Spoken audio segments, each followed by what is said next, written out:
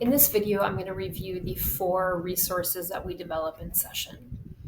We develop a peaceful place, we develop a guardian figure, we develop a nurturing figure, and we develop a wise figure. Each one of these is a little different, and they're all used a little differently in and out of session. And that's what I'm going to be reviewing today. So first, we develop a peaceful place.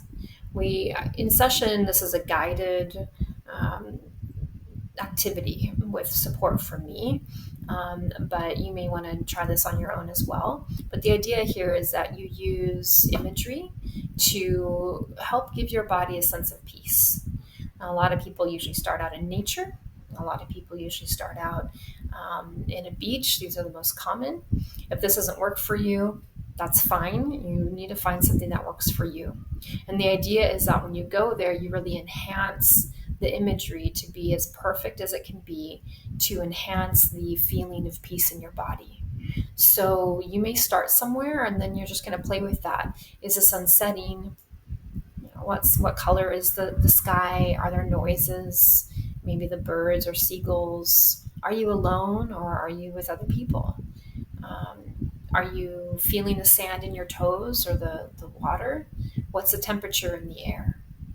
Is there something in your hand? Are you maybe eating something? These you're using all your senses here to further enhance a sense of peace. And then you're going to feel it in your body. The more and more and more you visualize this, you're going to feel it in your body. And that's how you know it's working. In session, I may use this when maybe you're getting really emotionally activated and you need to take a break. We might go to your peaceful place just to kind of bring that down. I often also use it to end a session. So we may do some reprocessing using EMDR, and at the end, we would contain it. And then we may go to your peaceful place again to just relax your nervous system. Outside of session, you may use this when you're in any sort of situation where you just need to find some more peace and tranquility, maybe before bed, maybe in the middle of a meeting, maybe when you're having a hard time with a challenging child. You can go in your brain, you can go to that peaceful place in your brain, and it can kind of evoke that feeling of peace, which then allows you to access other qualities that you need in the moment.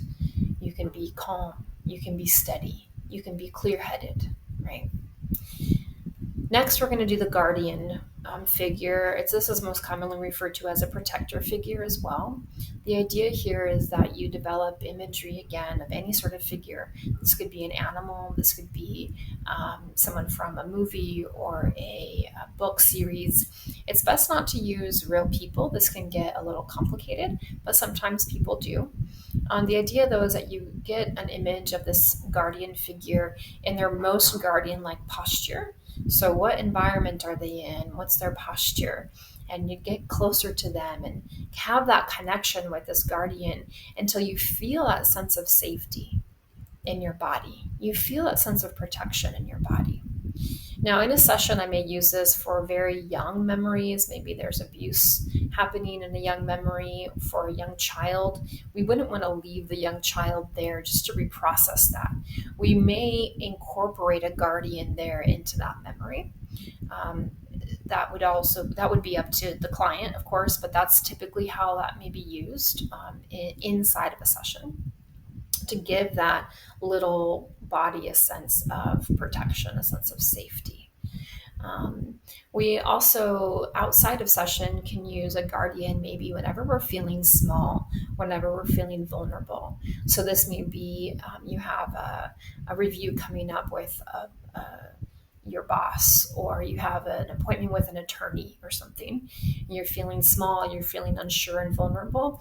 You may want to just connect with your guardian figure to help you feel a little bit bigger, to open up your chest, to help you stand up straighter and just feel stronger as you're entering in that environment, whether it be physical or virtual, to feel a sense of safety and security from your guardian. Next, we have a nurturing figure. Again, we're going to use imagery. This could be maybe a real person, perhaps. Maybe if you didn't have a nurturing figure in your own life, maybe it's your your childhood's friend's mom that you saw every once in a while, but whenever you saw her, she just seems so nurturing, right? Maybe this is just a character. Maybe it's a stuffed animal. Maybe it's someone from a book. Maybe it's a representation of lots of different people that you kind of put together, and it just feels nurturing. So again, you're going to create an environment, you're going to create imagery. You may even add a little, maybe what do they smell like? Do they smell like your favorite tea or cookies, or whatever feels nurturing to you. What do they feel like? If they have a body, what does it feel like to maybe be embraced by them? So you want to play around with this until you feel a sense of nurturing evoked in your body whenever you use the imagery.